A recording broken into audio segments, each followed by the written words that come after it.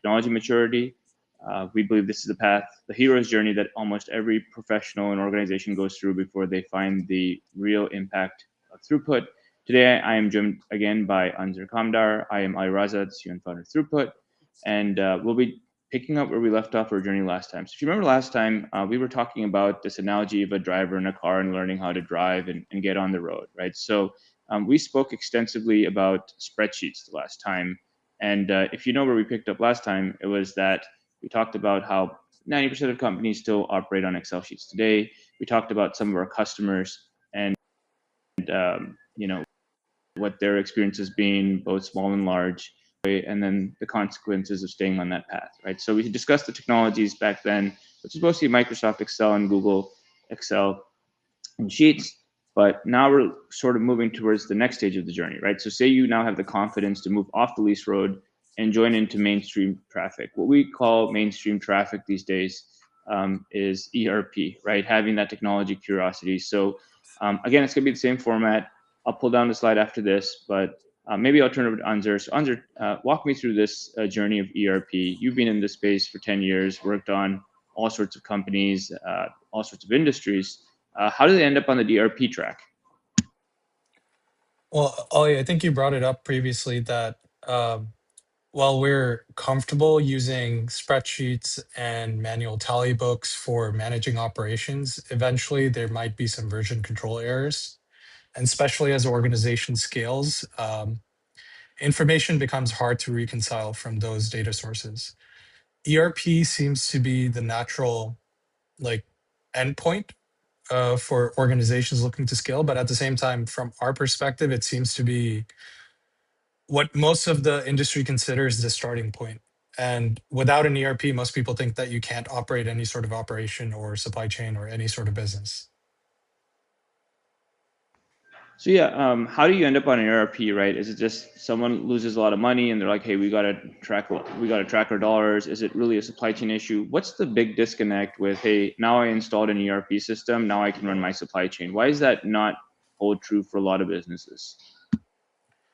Yeah, so you'd have to go back a little bit, but the beginnings of ERP is mostly from a financial controlling perspective. We brought it up in our previous series how when we talk about, you know, validating operational numbers and collecting that sort of information, there's multiple reasons to do it. One is to actually improve the management of the operations, and the other is around compliance, auditing, record keeping, and ERP seems to fall in that bucket. Again, nothing against the merits of the technology, but it just seems to be the most prevalent way of managing an organization, at least from an IT perspective. Yeah, it's interesting you mentioned that. So the email I just got was like, hey, Ali, you spent thousands of dollars on ERP, so why is your team still living in spreadsheets and inboxes? So you can see how this is just so targeted, right? So walk me through, like, what are the alternatives? Or maybe let's just start with some of our customers, right? So tell me, let's go through 2, 3 examples. Tell me where ERP worked, where it didn't work from a supply chain perspective. Okay, so most people believe that their ERP and all the transformation around it, all the process, you know, essentially at the end of the day, all you're doing is digitizing your process and not fully at that. The real work still ends up happening anytime your operations cross your organizational boundary. That sort of data is very hard to actually put in your ERP system. You could do it via EDI, but for the most part, it ends up living in phone calls, spreadsheets, WhatsApp. Uh, Now, in terms of our customers with successful ERP stories or not, most of our inbound and most of our prospects, they come to us when they actually have some sort of, you know, ERP migration in place, or they want to reconcile their ERP for multiple acquisitions. And I think that's missing the point because your ERP is not actually what's running your business. It's there. You know, it could be a place for keeping all your information in place. But with most of our customers, what I've noticed is when we do open up their ERP instance, which might be 20, 30 years old, it could be one of the popular players, it could be something bespoke for their industry. They have zero idea what's happening with their data quality. And those spreadsheets that they've been using to run their business are way more accurate than what's actually sitting in the ERP itself. Yeah, and that's sort of the epiphany, right? Which is, hey, how if we have clean data in the Excel sheets, isn't that better than data that was moved over to ERP that is not clean? So, for those of you, maybe I should have gone into more basics. ERP is enterprise resource planning. Some of the biggest vendors that come to mind are SAP, Oracle. Microsoft has, I guess, Dynamics, and there's all sorts of vendors out there. NetSuite, there's small, medium-sized business ERP. So, the premise of ERP is essentially a system to do planning, right? Planning, though, is not execution. And that's where I think we're getting to, where there's this disconnect between the planning system, which is enterprise-wide, it's supposed to take in the data that you have to make the best decisions around it. But if the data is not clean and you are executing at the Excel sheet layer, then that sync never happens. So I'll give you an example of some of the customers we've seen, right? So we've had a lot of German customers from back in 2017 say, hey, trust us, we're going to do our digital transformation and everything's going to work out. And obviously, SAP is a big player in Germany, but years later they've come back and said, hey, we have $3 billion of inventory just stuck in different spots, more than we had back in 2017. So Azar, talk to me about that, right? How does that happen? Isn't ERP supposed to get everything organized in one spot? Why does inventory hide, in this case, $3 billion of inventory? It's probably going to go bad based off of the materials that they supply and their obsolescence cycles. Yeah. So one point I'd like to bring up is, as I mentioned, ERP started with financial control. Uh, when they started moving towards different aspects of the organization, for example, MRP, we're still at the end of the day using algorithms and technology that were based on assumptions 60 years ago. Now, having said that, there's all these modules, there's all these, consultants around ERPs that can get you, closer with your digital representation of your company and your ERP to your actual processes. But it's never going to be perfect. As I mentioned, trying to capture all that information in one centralized system is usually a fool's errand, especially when a lot of the work lives outside of your organization. And trying to reconcile different ERP systems just within one organization is way too difficult. Now, the customer that Ali brings up that, just all of a sudden had massive inventory, it's because they were under the impression that their ERP system was managing, I believe, 80% of their SKUs. Then when we actually opened it up, it was only 20%. And this is all based on what we talked about earlier, your initial data quality and the upkeep and the maintenance around it. No one loves to talk about, everyone likes to pitch you a new fancy module. No one wants to talk about the grunt work needed to keep the master data and the source data clean and in check. And quite frankly, one aspect of it is that eventually ERP implementations end up being IT's purview, and their incentive is just essentially to keep the database and the systems up rather than make sure that the operational decisions being made and the data is clean from that perspective. So, Anza, talk to me. Why do the chief supply chain officers gravitate towards ERP? I know CEOs don't. CROs are more MROs. CEOs mostly care about the finances, but the CFO or actually more the strategic vision. But what is it that chief supply chain officers see in the SAP or the Oracle or the Dynamics upgrade that gets them to that decision point to say, you know what, we can run our company supply chain through this ERP system? Uh, to be quite frank, I don't actually understand why. Because when I actually see good, chief supply chain officers or good people in supply chain planners and buyers make decisions, they're typically, validating the data in the front line, actually. What's happening inside the warehouse? What's actually happening? Where's the inventory stocking up? Now, why would anyone trust the system? And again, we're not bashing ERPs here. They have their limited use. They can be your organization's, source of truth, at least just based on what the organization's agreed on. And they could be an excellent data source for certain things. It's just, again, quite frankly, Ellie, I'm not sure why, I would trust an ERP system in terms of making decisions that are forward looking. We could maybe talk about it from the perspective of finance in the sense that we brought up that ERPs originated from a financial controlling perspective, but at the same time, finance is always just scrambling to figure out the right numbers every time for quarterly reports. And what's funny is that we're going to talk about it in step 9. There are actually solutions out there that instead of working with backwards looking invoice data, that can be a bit massaged, or it could be very, eclectic in terms of how your organization approaches it. Start working with forward looking data. And that's essentially how you should be driving on the road, for example. You should be looking ahead, not in your rear view mirror. Just speak to me on that, right? Why can't I use an ERP system to look ahead, right? Because I mean, all the data is already in there, and even Mhm. whether it's clean or not, that's a different problem, right? That's not a hill to die on. But uh, why can't you, with an ERP, just say, you know what, the next 180 days are going to look like this? Well, I mean, as I mentioned, the original skeleton and bones of the system are built around credit, debit, and accounting. We get into, I don't want to get into credit, debit, accounting, and Medici system, but that's hundreds of years old. When we're talking about actually making forward-looking decisions, those are not the numbers that you're working with. You're working with the day-to-day rates on your freight. You're working with what procurement has negotiated. That sort of data can also be sitting in your ERP. It's just the modules, and it's not readily available for you. Yeah, and the other thing with accounting, I think we can point out is the definitions are pretty standardized. At least GAAP enforces that you are not really pushing the limits on things like accruals and provisions.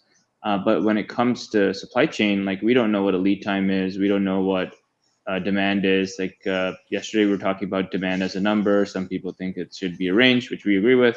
But talk to me on that, right? Just the data dictionary part, especially across ERP systems. How do you handle that, right? Because I think that is often the Achilles heel of the entire digital transformation. You get that wrong, and that's it. The entire thing can collapse on itself. Doesn't matter if it's ontology, IBP, whatever you use after that. Walk me through that. I think that's a very good point, right? You don't necessarily just care about data quality as in if it's entered wrong, but in terms of what it actually means, operational and the semantic meanings. So, you're talking about inventory, demand, lead time. Those sort of things reflect your finance. It's just the way that the ERP systems are set up. And again, there might be, modules to come as workarounds, but at the end of the day, an ERP system is there for standardization of your processes, not necessarily adapting to your actual operations. So if you define, for example, we can try to agree on some sort of common standards on how to define lead time in an organization, but every organization manages differently how their contracts are structured, how their SLAs. There's so many examples where when you try to standardize and create software, we've felt the same pain.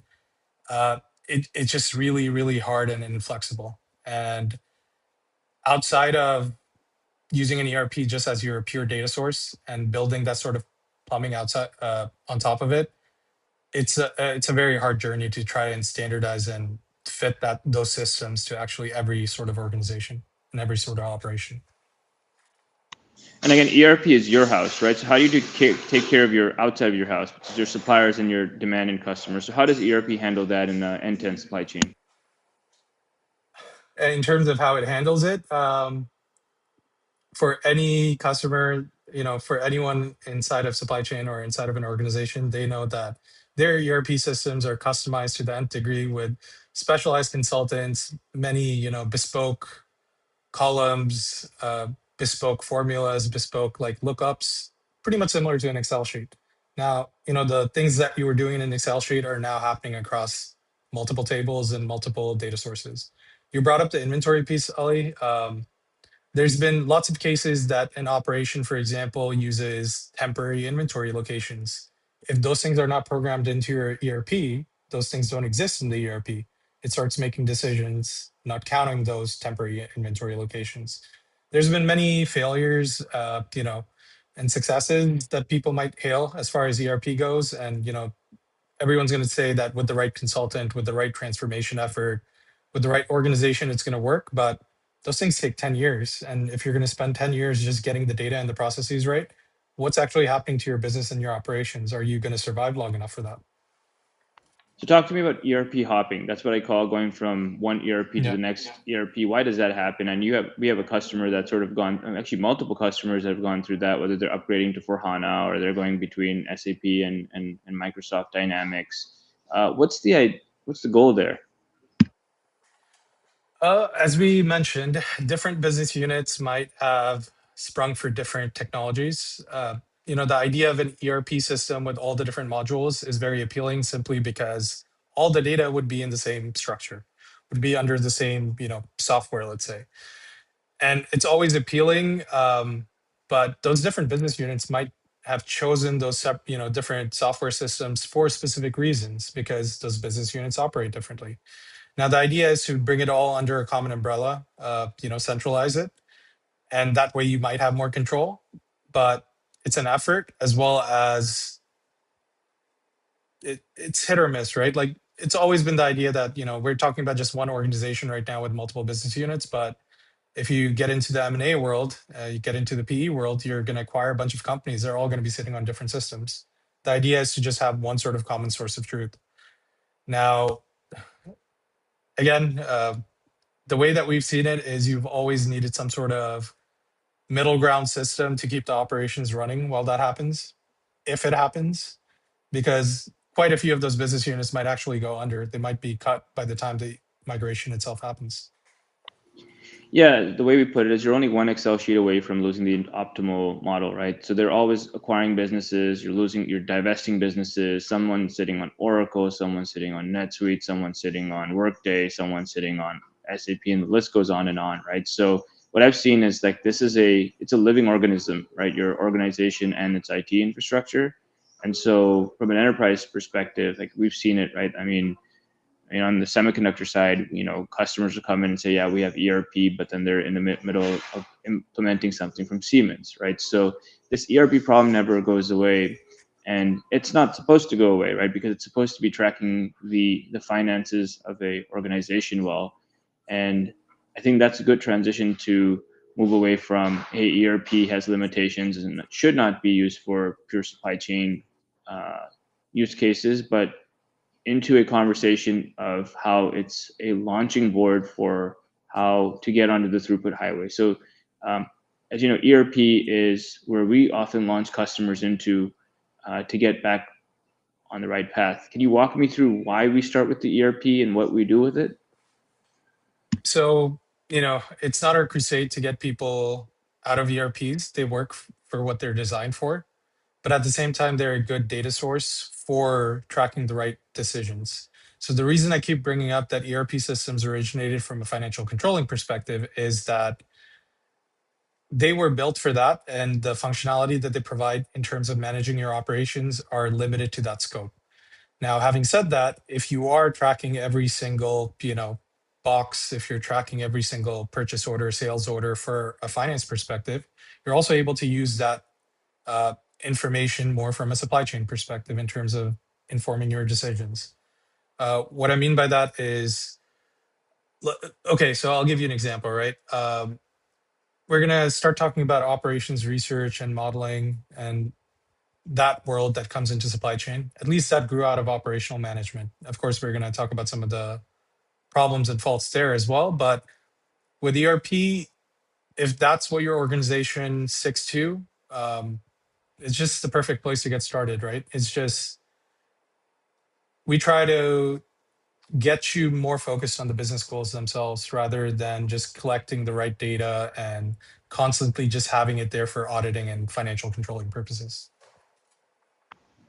And on that note, right, what are the consequences of staying on this path, right? So, I mean, I've spoke about some of them. We've seen 10 to 15% of capacity not realized because they're running through an ERP system, and that is costing the company $300 to $400 million. That's like at least 1%. In some cases, it's the cost of an entire fab, which is in the billions of dollars, right? So speak to me about the scale of like using the wrong tool to get utility or throughput out of your existing organization's capacity and systems.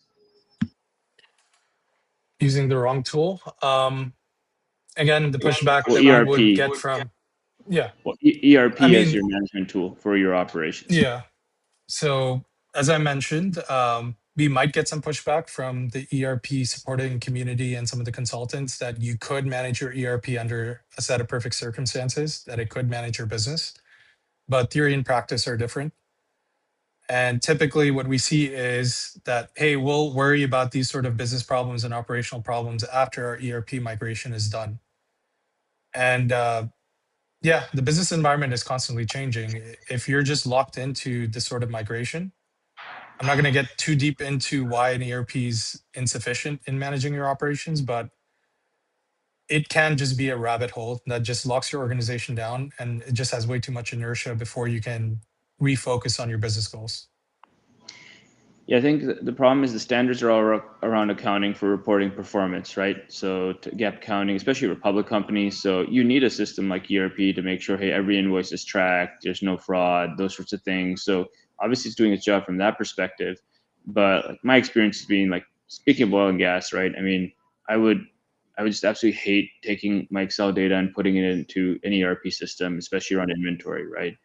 And other things as well. So the system itself, like obviously from a P&L perspective, you need to have a way to report up to the CFO every dollar and how you spend it, right? And it does a pretty good job of being accurate. But from a supply chain perspective, what have we seen over the years, right? So in semiconductor, I already talked about building materials. We spoke about as well. We had a customer sort of move over to Azure while they run SAP. Chemicals, right? We were working in chemicals for a bit. Same issue. You know, they're just implementing IBP on top of a system. There's also niches that the ERP doesn't cover, like maintenance, resource optimization, spare parts, right? Is a big niche that people don't even realize the ERP doesn't use.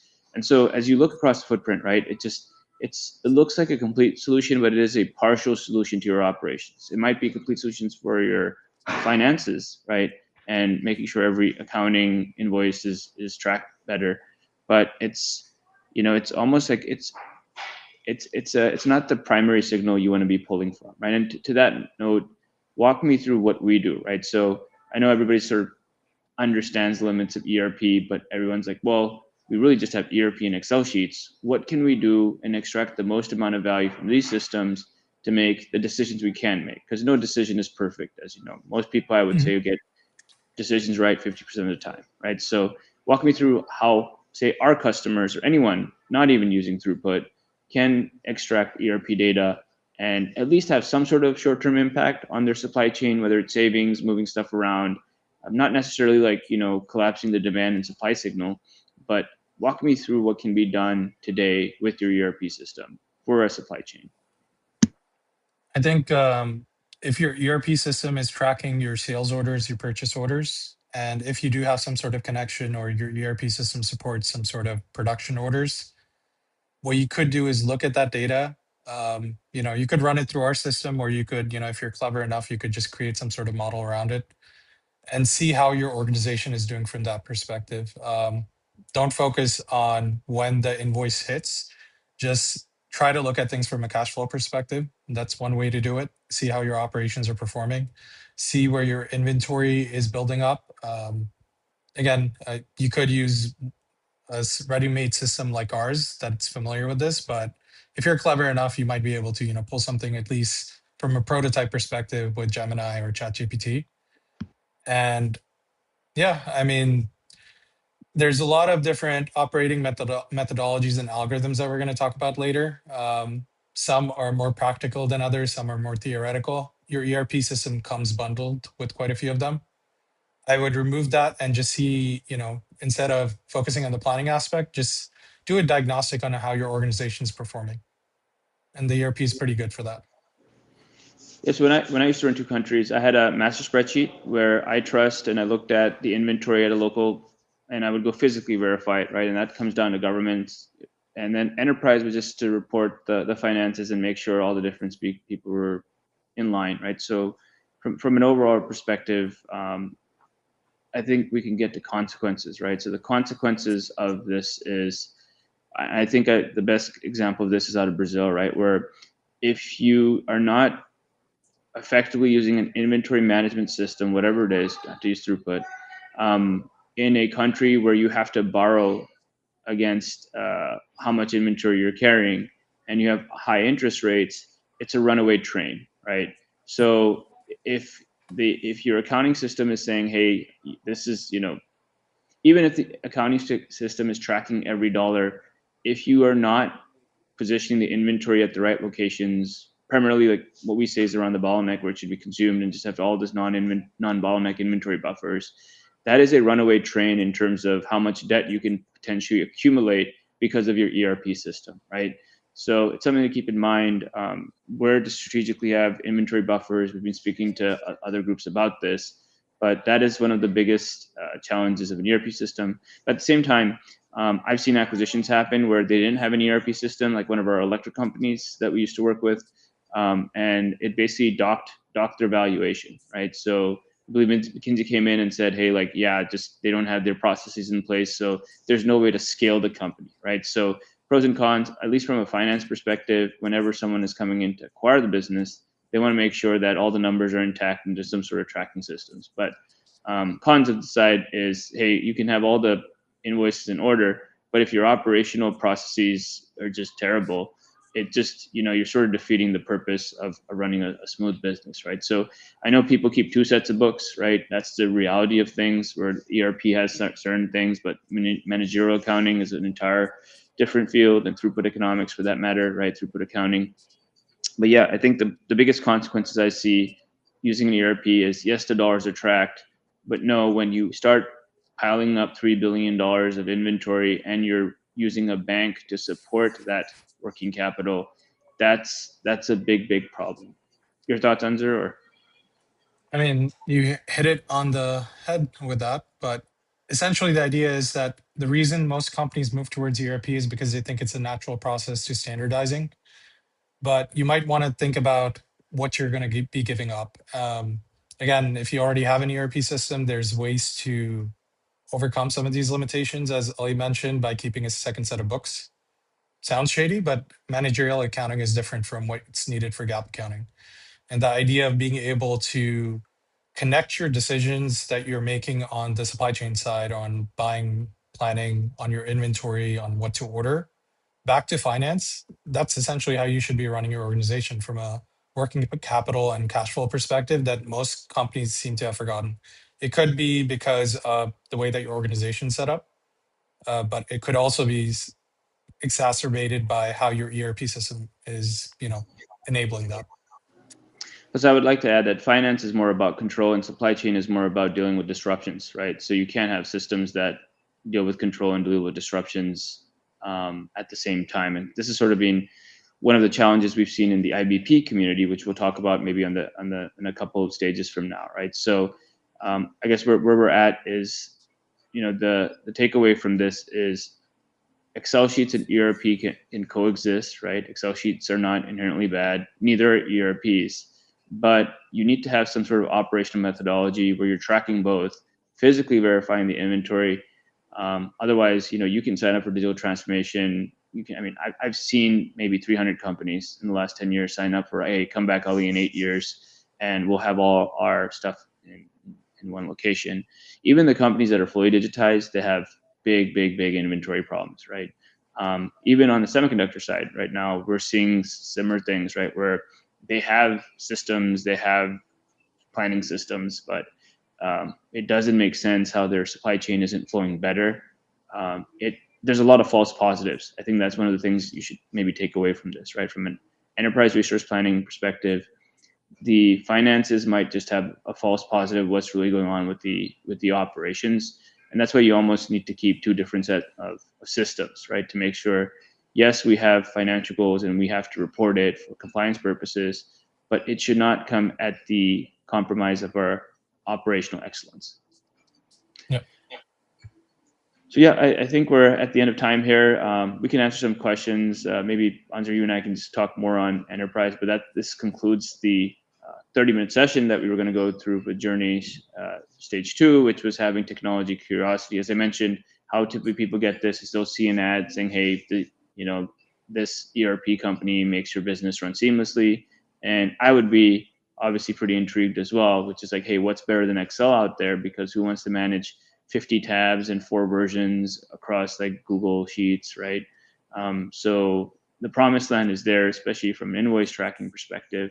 But when you get into the data dictionaries and like all the stuff which is just human definitions, right? Accounting has definitions we have to agree upon, but on supply chain, it's still very wishy-washy, right? Even end-to-end supply chain, what does that mean? For the most part, it's the back office, right? An ERP, for whatever reason, is like a back office, uses back office as the organization, right? It doesn't really touch the tip of the operation, the front lines. So you end up optimizing your little bubble and don't really optimize the world, right? That's sort of how we have to position it. Over to you, Anzer. Yeah, I mean, once again, we agree on this. It's the same that I've seen, right? Like moving into an organization where your ERP was a king, I think I spent more non-value adding work just putting the information in. And it was not even the complete picture. It was not just the front lines of your operations, but also the stuff that's outside of your organizational boundaries. That's still happening with phone calls with your suppliers. It's happening with scanned invoices that's